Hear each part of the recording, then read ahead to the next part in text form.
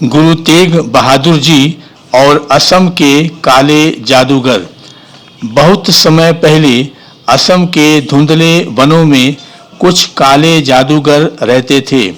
वे काले वस्त्र पहनते, अजीब मंत्र फुसफुसाते और स्वयं को धरती का सबसे शक्तिशाली व्यक्ति मानते थे।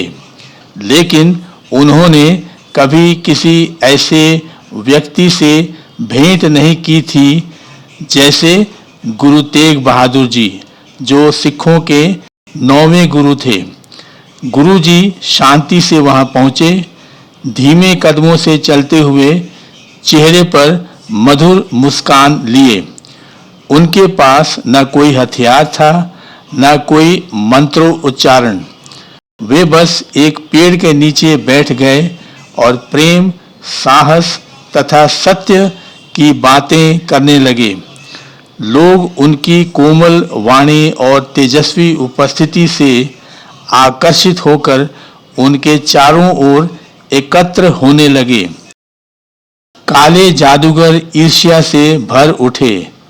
यह आदमी कौन है? वे फुफकारे। आओ इसे अपनी शक्ति दिखाएं।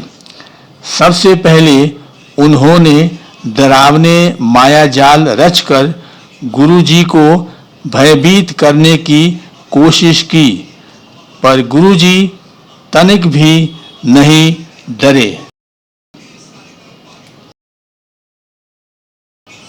फिर उन्होंने ध्यानमग्न गुरुजी पर एक विशाल पत्थर फेंका। पत्थर हवा में उड़ा, पर अचानक रुक गया और जैसे चोट करना भूल गया हो, वैसे ही धीरे से जमीन पर गिर पड़ा।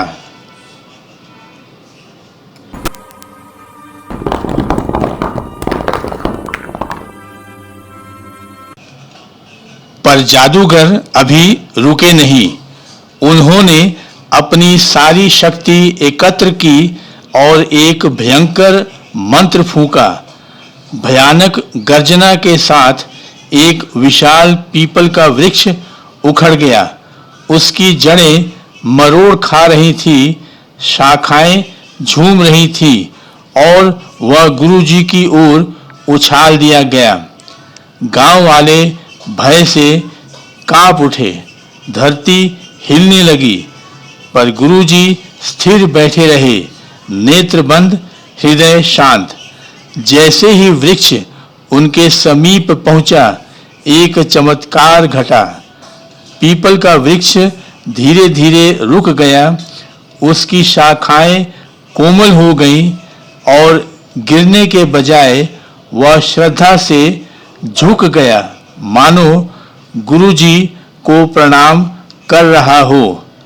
फिर वह शांति से धरती पर लेट गया।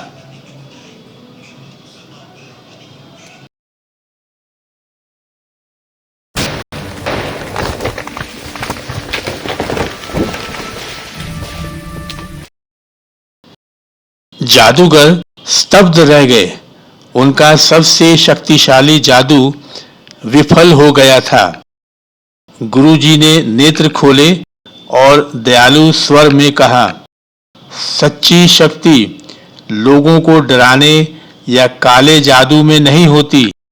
वह सत्य, प्रेम और विनम्रता में बसती है। जादूगरों के हृदय बदल गए।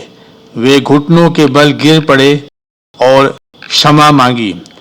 गुरुजी ने मुस्कुराकर उन्हें क्षमा कर दिया और उन्हें काला जादू छोड़कर अच्छाई का मार्ग अपनाने की सलाह दी।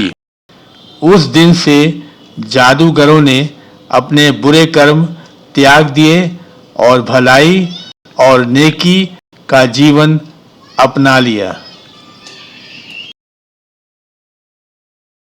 हमें माफ कर दीजिए गुरुजी।